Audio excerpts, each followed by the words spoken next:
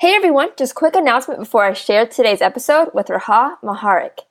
Raha has such an inspiring story, and I'm excited for her to get to share that with you guys. But just want to take a minute to share the release of my first children's book of my Healthy Children's Book series called Maddox's Trip to the Chiropractor. It's a cute book with bright pictures that follows a toddler on her trip to the chiropractor. It shows her excitement and how she knows that it impacts her health in a positive way. And each purchase of the book will be supporting a project that I started called the Unlock Wellness Project. For each purchase of the book, we will be donating a wellness bag to a child in need. These wellness bags will include non-toxic, chemical-free essentials such as soap, shampoo, toothpaste, a toothbrush, items that a lot of the times children in tough situations don't have access to. You can learn more about the book and the Unlock Wellness Project by going to drkaseyjohnson.com. That's DRKASEY Johnson.com. Click on the shop tab and then click the children's book option. You'll be able to read a short description and even watch a short video with more information. You can also purchase the book directly on Amazon.com by searching Maddox's Trip to the Chiropractor. But I hope you guys love the book. Be sure to check out my website to learn more, and thank you so much for the support. Now it's time for today's episode. I hope you love my conversation with Raha Moharrak.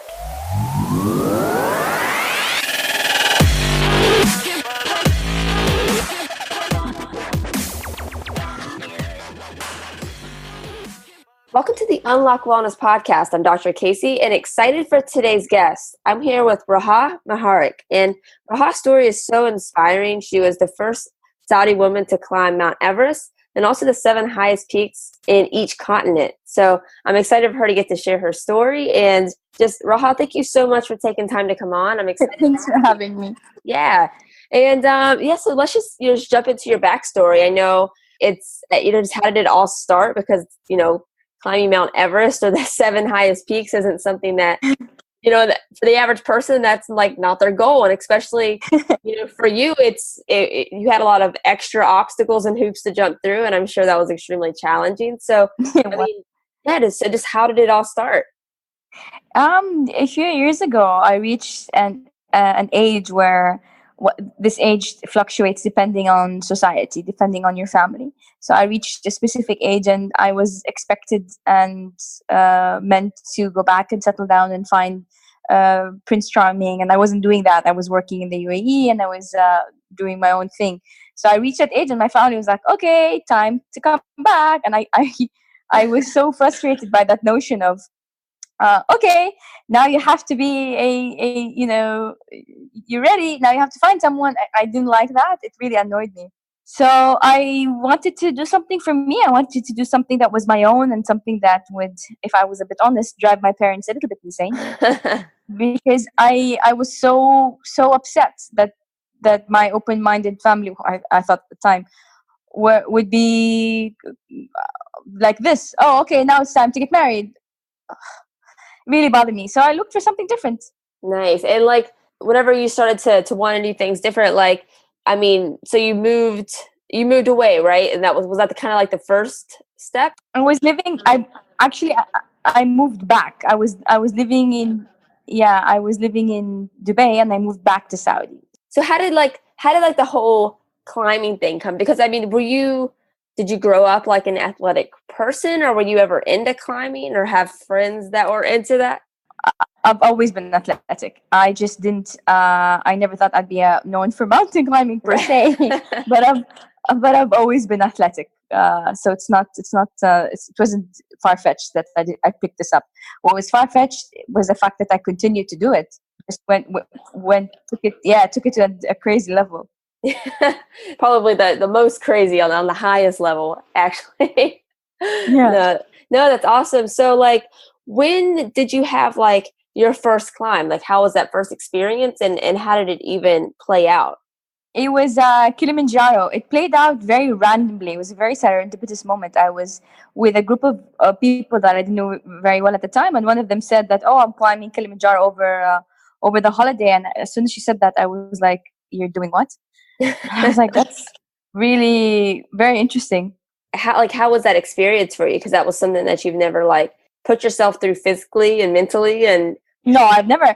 Prior to that, I always joke and say that I prior to that, I thought that was a 4-star hotel was camping. Prior to that moment, like I had no background whatsoever. That's funny. Was it difficult for you physically though? Yeah, of course. But I mean, I went from I had no idea what I was doing. Yeah. I was zero experience whatsoever. So I just I kind of hit the ground running. I'm like, okay, I'm gonna try mountain climbing. I had no idea what to expect. So like after you had that first climb, well, first of all, like once you completed that climb and like you're at the top, I mean, did you kind of know like that you were gonna continue to like Oh, climb that? definitely, Yeah, you just had that definitely. feeling. It hit me like a ton of bricks. Like it's so hard to explain how it felt that day. It felt oddly familiar, despite me never being there before, never doing a mountain before, never doing any this kind of activity. But it felt so familiar. It felt so right that I decided to try it again and to go again. That's cool. And I mean, I feel like you hear that, a lot for people that are really like just in love with climbing. I had a guest on not too long ago. His name is Kuntao Joysher, and he went from like sedentary job to like climbing, eventually summiting Everest as well, and that was like his. And whenever he did his first climb, it was like the same thing. Like he knew like he was going to continue, like just to Yeah, attack all these mountains. So like after that first experience, well, first, did your family know you even climbed that mountain, or were they of nervous about it? course. I Yeah, had to ask permission from my dad. I couldn't just go and do. I couldn't just go and do whatever I want. I had to tell him, and yeah. he didn't take it very well, obviously. What did he say? No, Just no, just straight no. no. He was just like, no, you forget it. How was his reaction after the fact? Him and my mom both saw how happy I was, how alive I felt, and they knew that they created the monster. No, that's awesome. So like so whenever you completed that climb, like did you kind of know like Everest was going to happen, or was it a series of climbs Well, leading up to that? Everest itself, well, you grow up hearing about Everest, all the stories about Everest, but not until I saw it with my own eyes did I think, yeah, I'm gonna come back and climb it. I was actually doing base camp and I saw it and I was just like, this is amazing. Were you like so you did do base camp? So was that like I guess that's like an option too. Like you can just go to the base camp and hang out, or how? Like, what was the You reasoning can't that you stay were? there for long.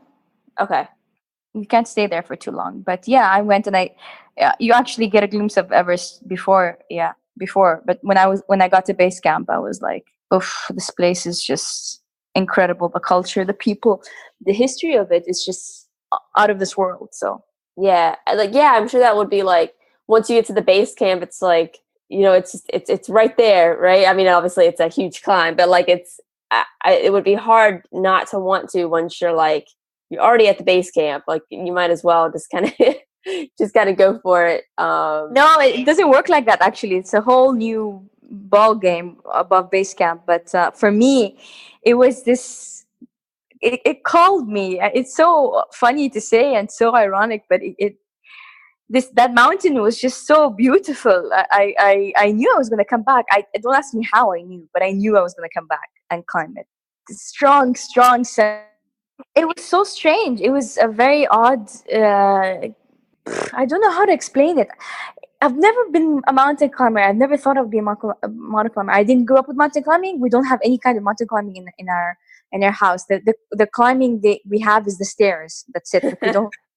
So I didn't. It's not my part of my culture. But for some odd reason, it felt like it was mine. So when was the actual like? So you kind of decided then that you were going to do it. Did you like? Is that kind of when you started to like really increase the training? Yeah. So I started to plan. I started to secretly plan Right. how I'm gonna go back there. I didn't tell my family, of course, because I knew they were gonna freak out. But I started to secretly like, okay, so I need to do this mountain because this mountain comes after this season and blah blah blah. And then yeah, and then I couldn't stop. I couldn't stop climbing. When was the actual point that you did tell like your family and your friends that you were gonna attempt to climb Everest? when the right near the deadline to sign up. What's the time frame with like sign up and actually going? Oh, you have to sign up earlier and find a team very early on. So you need to be approved. You can't just go and climb without without the company approving you. Gotcha. So there's a good few months, or is it like a year, like before like sign ups and actually going? Yeah, but in my case, it was like a month. No, no, more than a month because I was in Antarctica. It was January because it was my birthday. And then my father asked me because he called me to say congratulations. I had climbed the highest peak in Antarctica.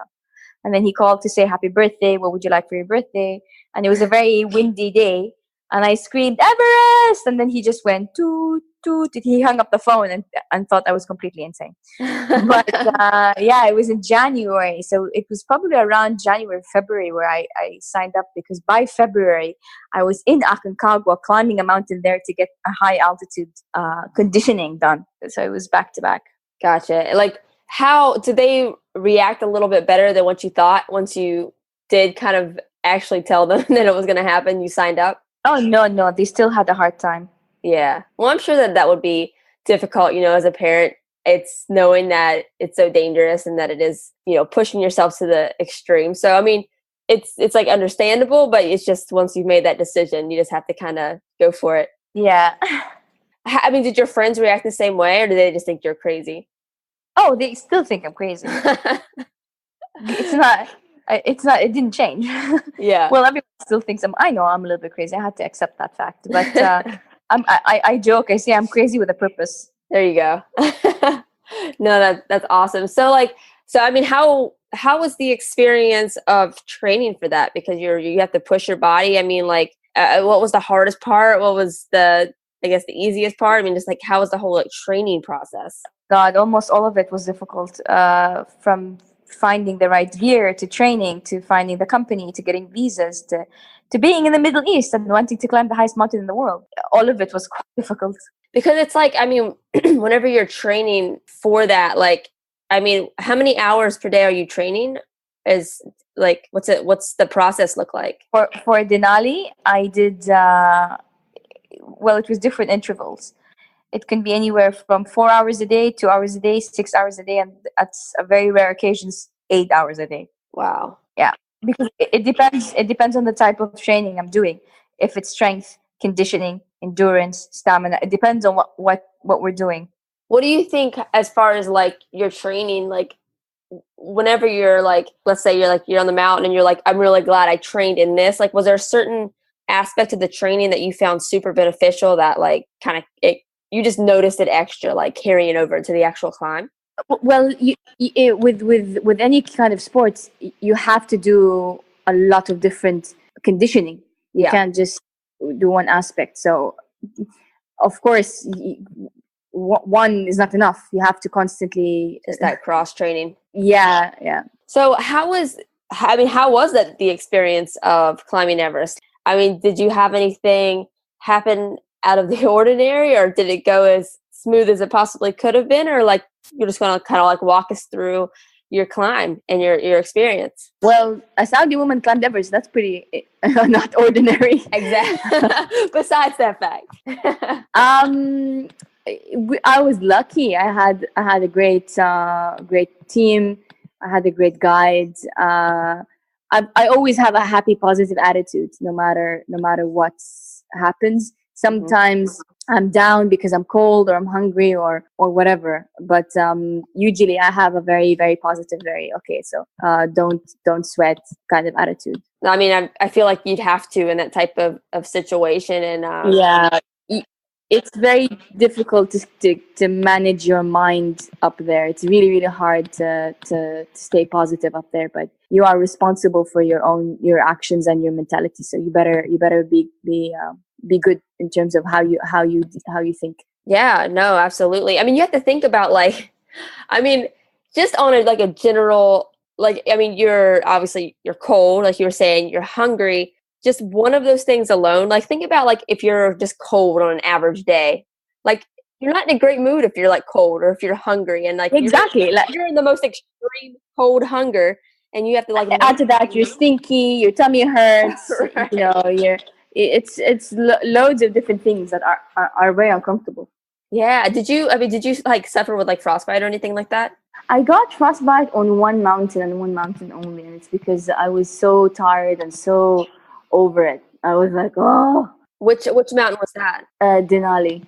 Gotcha. And you said it was just because you were just tired. Were you just moving like more slow or? No, you're supposed to switch. You're supposed to switch axes depending on the angle of the mountain. But I was so tired that day. I was just like, Man. not in the mood. Did it recover okay? Like at the frostbite? It was superficial frostbite. It's still painful as hell. But yeah, man. When was that? That was a few months ago already now. Oh, okay. It had since healed. Yeah, Gotcha. it had since healed. But whenever I'm hot or whenever I'm cold, that those fingers that were bitten always act up first. It's really strange. Yeah, no, that's crazy. I can't imagine what that would feel like. So obviously you were talking about your friends and your family, how they were reacting before the climb, but how did they react after the climb? Like, did they have, as far as your family, like, did they feel like they kind of understood a little bit more? They had more faith in you, or like, how has it been post climb? Oh, they were so proud and just over the moon, happy. It was incredible. I'm very lucky. I still get criticism though. Like a lot of people say, "Oh, so how does it go when you go back home?" I still get criticism sometimes. A lot of the times. Yeah, a lot. I just don't care what people think, so I don't really focus on the criticism. Yeah, like what kind of criticism are you getting like when you go back? That what I did is not anything special, or it's not something that is part of our culture, or like all of these negative, silly things. Yeah, because it is like with with your culture, like that's you really were outside the box there, like, and I know like you are trying to be a role model like for young women that are in your culture, like what do you want other young Saudi women to take away from your experience? That first of all, don't be brainwashed by your surroundings. Don't let people dictate what you can and cannot do. The other thing is, don't be afraid to fail. It's the biggest setback you can do to yourself if you focus too much on failing. Failure means that you've tried something different. There's no shame in it. There's only shame in giving up and not trying something new. So that's what I would give them. No, that's awesome. And I know you've had a lot of opportunities to like share your story and reach out to just young women that have like similar cultural similarities to yours, and like I'm just sure that's just really exciting for you just to know that you are giving so much confidence to them and making them feel like they can just reach out and dream more. It is how many people get to do what they love and get recognized for it and make a difference? It's a very rare occasion where you can get to do all these together. Right. And like, did you have any like surprising reactions or opportunities that came because of this whole journey that you weren't expecting? Of course. So whenever people say, "Are you Raha?" I'm always like, I cringe for a few seconds because I'm like, maybe. Maybe. That's because you've had like cool like sponsorships and stuff like that too. Could you have ever imagined like that's where it was kind of going to lead? Of course, that's another thing. Like, first of all, I've never had a sponsorship in any of the climbs. I did work with some brands to be their ambassador, but I've never been a sponsored athlete. But of course, if anyone told me that not showering for a few weeks, being stinky, climbing a mountain, and being an absolute caveman would one day make me eligible to be dressed by the top brands in the world and be photographed by the top photographers in the world, I'd tell them that they're insane. But that definitely shocked me. Yeah, no, I'm sure it would. It's like you're going out on this like journey for yourself and to like kind of push yourself past things that you're used to, and like in that moment you're just thinking about, this is what I love, it'll be fun, it'll help me grow as a person, but you're not thinking like, okay, well, Nike's gonna send me free clothes, or like, you know what I mean? Like it's cool. Yeah, I wasn't at all. Like I it was such a gift to do what I love and go after my passion and end up being like this. Like I never imagined. I honestly never imagined I'd be this person. Yeah. Ever. That's just so cool. That's just so cool. And It's like, awesome. are there any like stories from your climbs that I just if because I'm sure like you have some like crazy stories. So are there any stories that like stick out from your climb other than the Loads. But frostbite tell or? me, tell me with regards to what exactly? Because I've got loads. Oh man, I mean, I guess let's just think like anything where you're kind of worried, like life threatening or like really kind of scary or Yeah, plenty. You're climbing some of the toughest mountains. So yeah, I'll tell you a fun one. I landed in Antarctica, and I look very girly. Like if you see me, you wouldn't imagine that I'm a climber like that. And then I landed and I was doing the briefing, and it was me and these big pro guys, and they were all so serious. And I swear one of them was maybe half ogre. So they were all like these big. And I show up wearing my teal pants and lace shirt. I don't know what the hell I was thinking, wearing teal pants in Antarctica. And we're doing the briefing, and then as we were doing the briefing, one of them just snaps and says, "Who the bleep is Barbie, and what the bleep is she doing on the mountain?" And I was just, to which I looked him dead in the eyes and said, "Hey, don't let my Disney hair princess fool you." And everyone started like laughing. And from that on, I was named Princess in not a pretty, not a nice way, in a very demeaning way. And then later, I proved that I am not just some bimbo who's here for the glory, right? I proved, all right. And then later they started calling me Warrior Princess, which I thought was really cute. That's awesome. No, I love that. I love that. Yeah, I mean, that's another aspect of it too, Raha. It's just like, if somebody is, looking at you like it's at first, they're not going to be like, yeah, mountain climber, right? So it's cool to, No, like just kind of not even. push the envelope with that and like just prove to people it doesn't matter where you're from or Yeah. how you look. Like What you look like, the color of your skin, your right. religion, your background does not matter. What matters is what's in your heart, the weight of your Mm-hmm. heart, and the strength of your conviction. That's what matters. Right. And the I willing to hope put in the work to get there. exactly, and the resilience to hear no multiple times and to be put down and still rise above all the BS. That's what makes it different. Because was there ever a time where you let any of that get in your head because you have it coming from peers and family and people in your country? Like, I mean, I'm sure that it's hard when you're like exhausted and it's coming from all different directions. I had the pleasure and the pain of having two very smart, sharp, funny siblings that made fun of elder siblings that made fun of me relentlessly as a kid. And I was a scrawny, awkward, skinny, weird, braces, headgear, retainer, hair that never did right. I was made to make fun of. Like I got made fun of a lot. And I grew up very thick-skinned, so I ended up developing this nonchalant attitude towards anyone that doesn't like me. I was like, okay, like it's very hard for me to get an. I shrug it off. I don't really care. Yeah. So I have the attitude because of my siblings. So very rarely do I let them stop bother me or get to me, or very rarely. Yeah, no, that's awesome. And like, is there anything that you're like working on in like the future that you want to share with people? That's you have a book in the works, right? Yeah, well, I don't know. My dad kind of blackmailed me into writing a page a day. It was one of our agreements when we were negotiating, because we always negotiate. And he's like, you have to write a book a day because you're going to write your story one day. And he was so adamant.